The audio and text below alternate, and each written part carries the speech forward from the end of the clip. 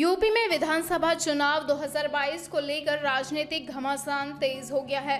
हैदराबाद से सांसद all India मजलिस इत्तेहादुल मुसलमीन के प्रमुख असदुद्दीन ओवैसी की पार्टी यूपी चुनाव में किस्मत आजमाने की फिराक में है। ऐसे में असदुद्दीन ओवैसी यूपी के पुराने मुद्दे उठा रहे हैं।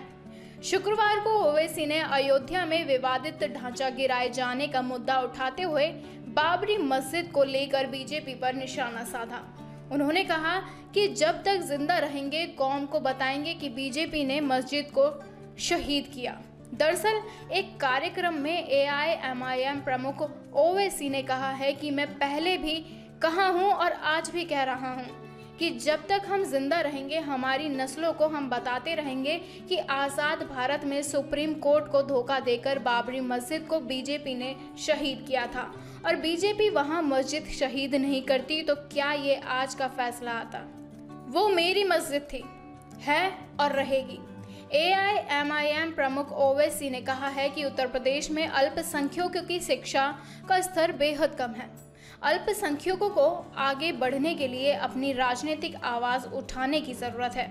उन्होंने सवाल किया है कि 5 साल में केंद्र की नरेंद्र मोदी सरकार ने अल्पसंख्यकों को आगे बढ़ाने के लिए क्या किया है। इस पर बीजेपी नेता सिद्धार्थ नाथ सिंह ने जवाब देते हुए कहा है कि पहले तो ओवैसी साहब कहते हैं कि सुप्रीम कोर्ट को धोखा देकर ऐसा किया गया। अब सुप्रीम कोर्ट को कोई धोखा दे सकता है, ये तो इन्हीं के शब्द हो सकते हैं। भारत में ऐसा कोई नागरिक नहीं मिलेगा जो ऐसा कहेगा। और दूसरी बात जो है वो रामलला का जन्म स्थान था, वो पहले भी था। कोई कब्जा करेगा फिर भी वो रहेगा और उस पर मंदिर बनेगा। ओवैसी ने कहा है कि यूपी में एसपी बसपा ब्राह्मण सम्मेलन करती है और हम अगर मजलूमों की बात करते हैं तो कहते हैं कि आप बात नहीं करना। अगर हम बात नहीं करें तो फिर आप कैसे बात कर रहे हैं। उन्होंने कहा है कि यूपी में गजब खेल चल रहा है। उन्होंने कहा है कि सभी ने यूपी की राजनीति की, लेकिन यहाँ मुसलमानों की लीडरशिप कभी नहीं बनी है।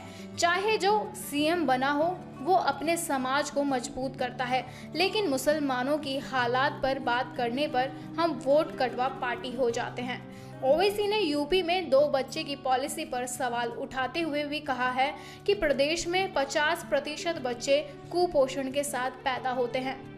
यहाँ पर बच्चों के डॉक्टर की भारी कमी है, रोजगार नहीं मिल रहे हैं। एम्प्लॉयमेंट पोर्टल पर 33 लाख से ज्यादा युवाओं के नाम हैं। इसके बावजूद यूपी सरकार टू चाइल्ड पॉलिसी लेकर आ रही है। ओवैसी ने जो कहा है वो कितना सही है, आपको क्या लगता है कि ओवैसी ने जो कहा है क्या वो सही है?